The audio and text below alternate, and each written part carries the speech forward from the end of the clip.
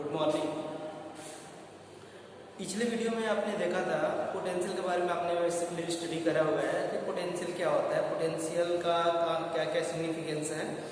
Potential के बारे में आपने सबसे पहले देखा था, पोटेंशियल का मतलब होता है कि work per unit charge, that is called the potential. Potential को मैंने V से रिप्रेजेंट करा था और पोटेंशियल V इक्वल होता है work per unit charge. Clear है। इसका जो ऐसा यूनिट बताया गया था वो जूल पर कूलाम होता है, ये इसी को आप वोल्ट कहते हो। इसका हमने जो पोटेंशियल V है that is the work per unit charge, और इसका SI यूनिट मैंने बताया था, SI यूनिट जूल पर कूलाम, ये इसी को हमने वोल्ट कहा। क्लियर है। इसका डायमेंशन क्या होगा फर्स्ट देखना, dimension of V, this equals dimension of work and dimension of charge. Dimension of work, that is the product of force. Work means that is the work done. Work means product of the force and displacement in direction of applied force. So finally F into V upon that is the coulomb, and coulomb I equals that is the current I equals Q by T. So Q equals IT and I that is the current, और current को ampere से represent करते हैं, सो ए, और time को T से लिखते हैं, so AT that is the dimension of charge. Clear है। And dimension of work means that is the dimension of F and dimension of T। F को कैसे लिखते हो, dimension of work this equals F into D and F that is the force. Force का dimension क्या होता है, that is the ml t to power minus 2 and b that is the dimension will be represented with L. So finally we can write now ml 2 t to power minus 2. Clear. So finally dimension of V this equals dimension of V this equals dimension of work ml2 t to power minus 2 and the dimension of charge that is AT. So finally we can write now m L2 t ka power minus 3 and t ka power minus 1, t ka power minus 3 and a ka power minus 1, that is the dimension of V, that is the dimension of potential V. Clear है। अब यहाँ पर हम क्या करेंगे, उसके बाद किसी पॉइंट चार्ज की वजह से, पॉइंट चार्ज Q की वजह से R सेपरेशन पे हमने पोटेंशियल कैलकुलेट करा था, जिसकी वैल्यू आपको मिला हुआ था 1/4 pi epsilon not Q upon R। ठीक है। उसके बाद हमने डाइपोल स्टडी करा था। डाइपोल के बारे में मैंने बताया था कि दो चार्जेस सेम मैग्नीट्यूड के किसी सेपरेशन, किसी फिक्स सेपरेशन पे रखे गए हों और वो डिस्टेंस ज्यादा नहीं होना चाहिए, बहुत ही पास रखे गए हो, तो इस तरीके का जो अरेंजमेंट होता है that is called the dipole. और डाइपोल को इलेक्ट्रिक डाइपोल को P से लिखते हैं, स्मॉल p से, और इसकी जो वैल्यू मैंने बताया था 2L/Q। अगर Q मैग्नीट्यूड का दो चार्ज जो अपोजिट नेचर में हो, मैग्नीट्यूड Q है और एक दूसरे से 2L सेपरेशन पे हो, तो यहाँ पर जो डाइपोल मोमेंट होगा 2L/Q होगा। क्लियर है। अब यहाँ पर उसका डायरेक्शन की बात आती है, तो डायरेक्शन हमेशा -2 प्लस होता है, डाइपोल का हमेशा डायरेक्शन किधर होता है -2 प्लस, और यह एक वेक्टर क्वांटिटी है। इसका जो डायमेंशन, इसका जो यूनिट बताया गया था, इसका SI यूनिट वो बोला गया था कूलाम इनटू मीटर, और इसका डायमेंशन देख लेना, डायमेंशन कूलाम का 80 एंड मीटर का L, जब हमने लिखोगे आप LAT। क्लियर है।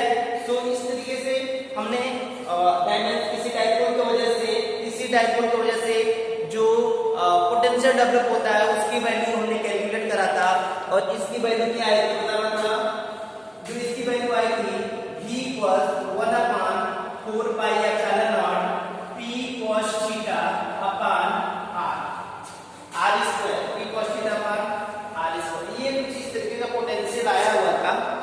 अब यहाँ पर डिफरेंट थीटा डिफरेंट पे, थीटा 0 तब क्या होगा, थीटा 90 हो तब क्या होगा, थीटा 180 हो तब क्या होगा। इन सभी चीजों के लिए, इन सारे केस के बेसिकली हमने देखा था डाइपोल मोमेंट किस तरीके से वेरी होता है, डाइपोल मोमेंट की वजह से पोटेंशियल। क्लियर है।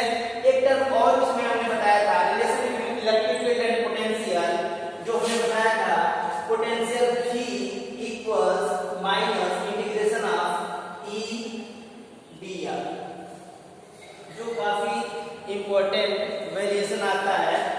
V equals minus E integral E dr, या फिर इसी को आप लिख सकते हो E equals electric field intensity E equals minus dV upon dr, और इसी को मैंने बताया था कि ये क्या है, पोटेंशियल ग्रेडियंट है। इतना इसका इलेक्ट्रिक फील्ड पोटेंशियल का r के रिस्पेक्ट में वेरिएशन क्या आता है, ग्राफिकल रिप्रेजेंटेशन ये भी हमने स्टडी करा हुआ है पिछले वाले चैप्टर में। क्लियर है। अब यहाँ पर हम क्या करेंगे कि इसका ये तो हुआ पोटेंशियल का केस ना। अब इसका जो सेकंड पार्ट है इसी चैप्टर में, ये दो पार्ट का कॉम्बिनेशन है। एक पार्ट में आपको बेसिकली पोटेंशियल स्टडी करना हुआ था और सेकंड पार्ट में आपको कैपेसिटर स्टडी करना है, जो सेकंड चैप्टर का सबसे इंपॉर्टेंट टॉपिक है और ज्यादातर इसी पार्ट से क्वेश्चन पूछे जाते हैं। पोटेंशियल से भी पूछे जाते हैं, लेकिन ज्यादातर आपसे कैपेसिटर से क्वेश्चन अराइज किए जाएंगे, कैपेसिटर से क्वेश्चन पूछे जाएंगे। तो कैपेसिटर पर समझते हैं कि कैपेसिटर क्या होता है। कैपेसिटर क्या होता है? कैपेसिटर का मतलब कि कैपेसिटर आप देखे होंगे आपके घर में जो सीलिंग फैन होता है, जो ये सीलिंग फैन चल रहा है, ये सीलिंग फैन में एक सिलिंड्रिकल फॉर्म में एक 2.5 या 3 माइक्रोफैराड का एक सिलेंडर होता है। देखे हो कभी आप अपने ये जो सीलिंग फैन होता है, सीलिंग फैन में देखना साइड में एक सिलिंड्रिकल फॉर्म में व्हाइट कलर का एक कैपेसिटर लगा होता है, जो 2.5 या 3 माइक्रोफैराड का नॉर्मली यूज करा जाता है। ठीक है, तो इसी कैपेसिटर के बारे में आपको इस चैप्टर में स्टडी करना है। कैपेसिटर का थोड़ा सा इंट्रोडक्शन ये बताऊं कि कैपेसिटर जो होता है बेसिकली चार्ज स्टोरिंग डिवाइस होता है। क्या capacitor is a basically charge storing device. जैसे हम पानी भरने के लिए एक टंकी, ज्यादा पानी भरना है तो छत पे टंकी का यूज करते हो, उससे कम अगर पानी भरना है तो आप बाल्टी का यूज कर सकते हो, थोड़ा सा पानी अगर भरना है तो ग्लास या फिर कटोरे का यूज करते हो। उसी तरीके से अगर आपको चार्ज स्टोर करना है तो चार्ज स्टोर करने के लिए आप कौन सा इंस्ट्रूमेंट यूज करोगे? Capacitor is a basically charge storing device. तो ये अलग अलग फॉर्म में होते हैं, स्फेरिकल फॉर्म में भी होते हैं, सिलिंड्रिकल फॉर्म में भी होते हैं। तो आपको जैसे ये जो फैन है, जो सिलिंड्रिकल फैन में, इसमें सिलिंड्रिकल फॉर्म का कैपेसिटर यूज होता है। सिलिंड्रिकल फॉर्म का व्हाइट कलर का कैपेसिटर यूज होता है, और व्हाइट कलर इसका जो यूनिट होता है वो माइक्रोफैराड होता है, अभी बताएंगे।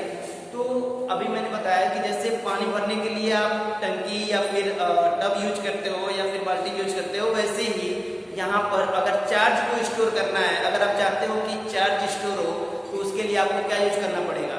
Capacitor. So capacitor is a basically charge storing device.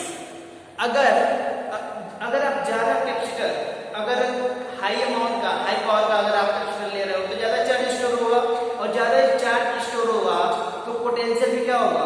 ज्यादा होगा। अगर चार्जेस कम होंगे तो पोटेंशियल भी कम होगा। मींस अगर कोई कैपेसिटर है उसमें अगर जो चार्ज है, अगर ये चार्ज ज्यादा स्टोर होता है तो इसका यहाँ पर जो अराइव पोटेंशियल होगा वो भी क्या होगा? ज्यादा होगा। और अगर यहाँ पर चार्ज कम है तो अराइव पोटेंशियल भी कम होगा। मींस क्या कि जो स्टोरिंग चार्ज है ये directly proportional to voltage applying voltage. Means ज्यादा पोटेंशियल अप्लाई करोगे तो चार्ज क्या होगा? ज्यादा वोल्ट की बैटरी लगाओगे तो चार्जेज क्या होंगे? ज्यादा स्टोर होंगे। अगर कम वोल्टेज की बैटरी लगाओगे तो क्या चार्ज कम स्टोर होंगे। अगर यहाँ पर जैसे पीछे के चैप्टर्स में आपने देखा है कि अगर दो फिजिकल क्वांटिटी एक दूसरे के प्रोपोर्शनल है तो वहां पर प्रोपोर्शनल साइन हटाने के लिए हम क्या करते हैं? एक कांस्टेंट टर्म लाते हैं। यहाँ पर हम प्रोपोर्शनल साइन हटाने के लिए क्या करेंगे? कांस्टेंट टर्म लेके आएंगे, और इसके जगह पर हम एक कांस्टेंट c यूज करते हैं, कैपिटल C। क्लियर है? So charge Q equals C V R, where C क्या है? Proportionally constant known as proportionally constant known है कैपेसिटेंस, नोन है कैपेसिटेंस ऑफ कैपेसिटर। ठीक है, कैपेसिटर का कैपेसिटर C इक्वल्स क्या होगा Q बाई V। क्लियर है? अगर हमने सपोज करो कि हमने कोई कैपेसिटर लिया, कैपेसिटर का कुछ अपना पावर होगा, तो वही जो पावर है वो उसका कैपेसिटेंस बोला जाता है, कैपेसिटर का कैपेसिटेंस। और उसको कैसे रिप्रेजेंट करते हैं, V से रिप्रेजेंट करते हैं। तो अगर हम किसी सपोज करो कि यहाँ पर कोई कैपेसिटर है, ये इस कैपेसिटर का नोटेशन है, सिंबॉलिक रिप्रेजेंटेशन कैपेसिटर का क्या है, हम दो इस तरीके से पैरेलल लाइन ड्रा करेंगे, दोनों ही इक्वल होने चाहिए, दोनों ही ये लाइन बिल्कुल इक्वल होना चाहिए, पैरेलल होना चाहिए। और इस तरीके का जो नोटेशन आ रहा है इसको कहते हैं क्या, कैपेसिटर। इसको लिखते कहते हैं C। क्लियर है? तो सपोज करो कि कोई एक कैपेसिटर हमने लिया और इसको V बैटरी, V वोल्ट की बैटरी से हमने इसको अटैच करा। तो जब V वोल्ट की बैटरी अटैच करेंगे तो यहाँ पर जो वोल्टेज अप्लाई है, अगर ज्यादा वोल्ट अप्लाई करेंगे तो यहाँ पर जो चार्ज, क्योंकि जो कैपेसिटर होता है बेसिकली क्या, चार्ज स्टोरिंग डिवाइस है, तो यहाँ से अगर वोल्टेज अप्लाई करेंगे तो डेफिनेटली यहाँ पर क्या होगा, चार्ज स्टोर होगा। तो यहाँ पर जो चार्ज स्टोर होगा, ये charge directly proportional to applied voltage. यहाँ पर जितना ज्यादा वोल्टेज लगाएंगे, यहाँ पर इसमें कंजर्विंग चार्ज भी क्या होगा, उसी के करस्पॉन्डिंग होगा, ज्यादा वोल्टेज पे चार्ज ज्यादा, कम वोल्टेज पे चार्ज कम। तो यहाँ पर जो चार्ज है directly proportional to applied voltage. Clear है? अब यहाँ पर प्रोपोर्शन टाइम में कोई कांस्टेंट टर्म आएगा और इसी कांस्टेंट टर्म को कहते हैं क्या, कैपेसिटेंस। यहाँ पर प्रोपोर्शन टाइम में कांस्टेंट C लिखते हैं, या Q equals C into V, या C इक्वल्स ये जो मल्टीप्लाई के फॉर्म में V है ये लिख जाएगा, यानी C equals Q by V। Clear है? तो capacitance C equals Q by V या चार्ज अपॉन वोल्टेज। क्लियर है? अब यहाँ पर इसका ऐसा ही यूनिट बताना, ऐसा ही यूनिट कूलाम पर वोल्ट, ये इसका ऐसा ही यूनिट होता है। या इसी को कहते हैं क्या, इसी को फैराडे कहते हैं। इसी को क्या कहते हैं, इसी को फैराडे भी कहते हैं। ये फैराडे इस कैपेसिटेंस का बहुत ही लॉन्ग यूनिट हो जाता है, इसलिए हम जो नॉर्मली इलेक्ट्रॉनिक्स में यूज करते हैं कैपेसिटर, वो माइक्रोफैराड में यूज करते हैं। ठीक है, हम यहाँ पर ये कैपेसिटर बहुत बड़ा यूनिट हो जाता है, इसलिए हम इसका बहुत ही छोटा पार्ट, जैसे कि नॉर्मली आप जो कैपेसिटर यूज करोगे वो कैपेसिटर हो सकता है माइक्रोफैराड में नॉर्मली यूज किया जाता है। माइक्रोफैराड कैसे लिखते हैं, इसको देखो, माइक्रो इस तरीके से लिखते हैं, माइक्रो और फैराड का सिंबॉलिक रिप्रेजेंटेशन, फैराड को F से लिखते हैं। ठीक है, तो ये हो गया, ये माइक्रोफैराड, ये इस कैपेसिटर का ऐसा यूनिट हुआ। ठीक है, तो ये माइक्रोफैराड में नॉर्मली अपना जो कैपेसिटर है, इलेक्ट्रॉनिक डिवाइस है, जो भी जैसे कि आपका जैसे कोई रेडियो है, टीवी है, उसमें जो इलेक्ट्रॉनिक सर्किट है उसमें जो भी कैपेसिटर लगा होगा वो कैपेसिटर आपका माइक्रोफैराड में ही होता है, माइक्रोफैराड में होगा, नैनोफैराड में होगा, पिकोफैराड में हो सकता है। तो 1 माइक्रोफैराड दिस इक्वल, बहुत पहले बताया गया है आपको, माइक्रो का मतलब होता है 10⁻⁻6 मीटर। तो 1 माइक्रोफैराड इक्वल 10⁻⁻6 फैराड। ठीक है, तो जब भी माइक्रोफैराड को फैराड में कन्वर्ट करना होगा तो ये क्या करोगे आप, 10⁻⁻6 लगाओगे। वैसे ही 1 नैनोफैराड हो सकता है, 1 पिकोफैराड हो सकता है। तो पिको का मतलब 10⁻⁻12 फैराड होगा, नैनो का मतलब 10⁻⁻9 फैराड। लेकिन नॉर्मली आपको जो कैपेसिटर आपको दिया जाएगा वो किसमें होगा, वो माइक्रोफैराड में होगा। क्लियर है? तो इसका जो ऐसा यूनिट होगा कूलाम पर वोल्ट, इसको क्या करते हैं, फैराड कहते हैं। अब कंस्ट्रक्शन थोड़ा सा देखते हैं कि कैसे, किस तरीके से ये कैपेसिटर का प्रिंसिपल क्या है, किस तरीके से ये वर्क करता है।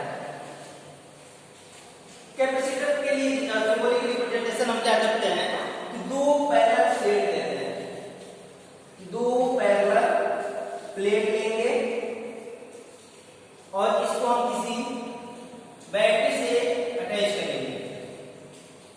जब आप इसको किसी बैटरी से अटैच करोगे, सपोज करो कि उसका पोटेंशियल क्या है, V है, और यहाँ पर कैपेसिटर हमने C लिया, ठीक है। तो यहाँ पर लॉजिक क्या काम करता है, यहाँ पर ये है, हमने इस वाले प्लेट को हमने पॉजिटिव टर्मिनल, बैटरी के पॉजिटिव टर्मिनल से अटैच करा है, और ये नेगेटिव टर्मिनल आपकी बैटरी है, ठीक है। अब हम क्या करेंगे, इसको थोड़ा सा साइड में समझते हैं, यही है ना,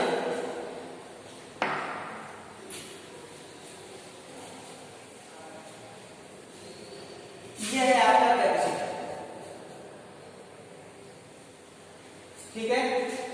हम क्या करेंगे, इसको पॉजिटिव टर्मिनल आपके बैटरी से अटैच करेंगे, इसको हमने पॉजिटिव टर्मिनल आपकी बैटरी से अटैच करेंगे। तो जब पॉजिटिव टर्मिनल आपकी बैटरी अटैच करेंगे तो यहाँ पर पॉजिटिव चार्ज डेवलप हो जाएंगे, होंगे ना। इस वाले प्लेट पे क्या है, ये मेटल प्लेट है, ये क्या है, ये मेटल प्लेट है, और आपको पता है कि जब किसी चार्ज पार्टिकल को, जैसे ये कोई सबस्टेंस है, और इस सबस्टेंस के पास अगर हम कोई चार्ज पार्टिकल लेके जाए, अगर कोई चार्ज पार्टिकल लेके जाएंगे, सपोज करो ये पॉजिटिवली चार्ज है, ये क्या है, पॉजिटिवली चार्ज, तो इस सरफेस पे क्या है, ये मेटल सबस्टेंस है, तो ये इसमें पॉजिटिव चार्जेस भी हैं और निगेटिव चार्जेस भी हैं, तभी तो न्यूट्रल है। अब जैसे ही इसके पास लेके आएंगे, सारे निगेटिव वाले टर्म्स क्या आ जाएंगे, एक पास आ जाएंगे, और सारे पॉजिटिव वाले टर्म्स एक साइड आ जाएंगे। क्लियर है, क्योंकि सेम चार्जेस एक दूसरे को रेपेल करते हैं और अपोजिट चार्जेस एक दूसरे को अट्रैक्ट करते हैं। ये सारे पॉजिटिव चार्ज की वजह से ये पॉजिटिव चार्ज दूसरे साइड आ जाएगा, और ये निगेटिव चार्जेस दूसरे साइड आ जाएंगे। सेम यही कंडीशन यहाँ पर भी, जहां पर जो पॉजिटिव चार्ज है, तो प्लेट के इस साइड क्या होगा, निगेटिव चार्ज आ जाएंगे, आएंगे ना। दूसरी साइड कौन से चार्जेस आ जाएंगे, पॉजिटिव चार्जेस। क्लियर है। अब ये पॉजिटिव चार्जेस यहाँ से इस निगेटिव पोल की तरफ ग्राउंड हो जाएंगे, और इस तरीके का जो कैपेसिटर फॉर्म होगा वो कुछ इस तरीके का फॉर्म हो जाता है। ये पॉजिटिव चार्जेस होंगे और ये negative charges. That is the principle of the capacitor. ये कैपेसिटर का बेसिक क्या है, प्रिंसिपल है, और इस तरीके से जो कैपेसिटर है वो चार्ज और डिस्चार्ज किया जाता है। क्लियर है। अब हम देखेंगे ये जो कैपेसिटर है, अभी तक हमने क्या पढ़ा कि कैपेसिटर क्या होता है। Capacitor is basically charge storing device. Capacitor को C से लिखते हैं, और capacitor C equals Q by V। इसका ऐसा यूनिट क्या होता है, इसका ऐसा यूनिट कूलाम पर वोल्ट होता है। C equals Q by V। तो इसका ऐसा यूनिट कूलाम पर वोल्ट। यहाँ पर ये इसी को फैराडे भी कहते हैं, और इसका डायमेंशन थोड़ा सा देखना क्या होगा। Dimension of C, dimension of capacitor C क्या होगा, Q that is the charge. Charge का डायमेंशन क्या लिखते हैं, AT होगा ना। वोल्टेज का डायमेंशन क्या आया था, वोल्टेज का dimension V equals W by Q। W का मतलब M, W that is the F into D, यानी mL2T का पावर -2 अपॉन चार्ज AT। सो इसी को आप लिख सकते हो mL2T का पावर -3 A का power -1। That is the dimension of the G। अब यहाँ पर dimension of the G use कर दो, mL2T का पावर -3 A का पावर -1। ठीक है। या फिर इसी को थोड़ा सा और सिग्निफाई करेंगे, सॉल्व हो जाएगा। m नीचे है, प्लस पावर है, ऊपर जाएगा तो माइनस होगा, यानी ये हो जाएगा m-1। l कितना है, 2 है, ऊपर जाएगा तो -2 l का पावर -2।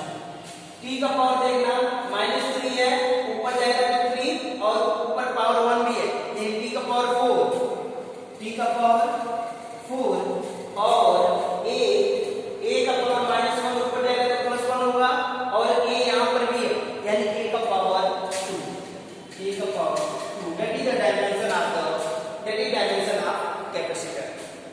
क्लियर है। तो ये हो गया dimension of the capacitor. Now capacitor का कंस्ट्रक्शन आपने देखा किस तरीके से सिंबॉलिक रिप्रेजेंट करते हैं और इसका बेसिक प्रिंसिपल क्या है, क्लियर है। नेक्स्ट है